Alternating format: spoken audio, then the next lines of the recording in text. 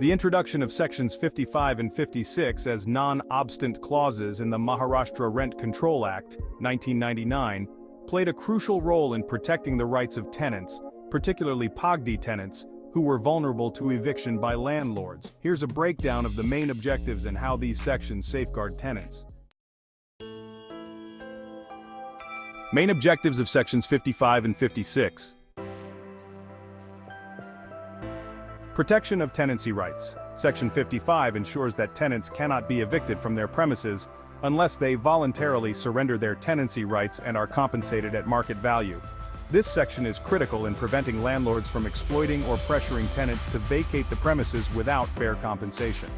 Section 56 provides tenants with the right to negotiate and receive compensation based on the market value when they decide to relinquish their tenancy rights.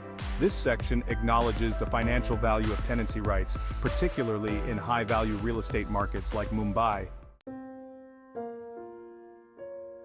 Preventing arbitrary evictions. The non-obstant clause in these sections explicitly states that these provisions will prevail over any other laws, orders, or judicial decrees.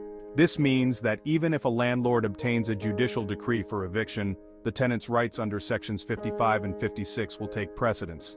This was essential to prevent landlords from using legal loopholes or judicial decisions to evict tenants without providing fair compensation. Safeguarding Pagdi tenants.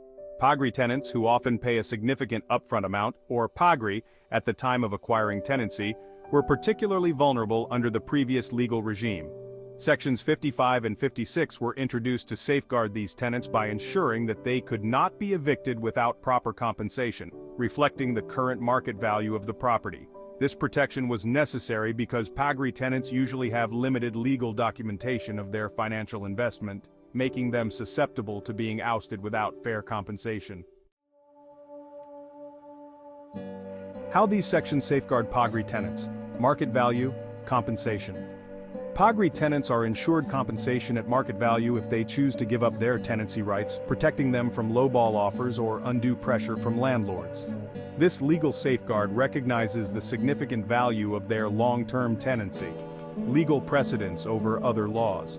The non-obstant clause gives these sections legal superiority over conflicting laws or decrees. This prevents landlords from bypassing tenant protections through legal maneuvers or court orders, thus protecting tenants from forced evictions. Equitable treatment. By requiring that compensation be fair and reflective of market conditions, the law aims to treat tenants equitably, ensuring they are not at a disadvantage compared to landlords who benefit from rising property values. Conclusion.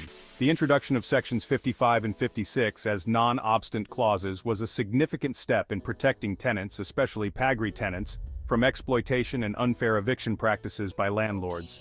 These provisions ensure that tenants receive fair compensation for their tenancy rights and prevent landlords from evicting tenants without just cause or adequate financial restitution. The non-obstant clause in these sections further reinforces tenant rights by ensuring that these protections cannot be overridden by other legal provisions or court decisions.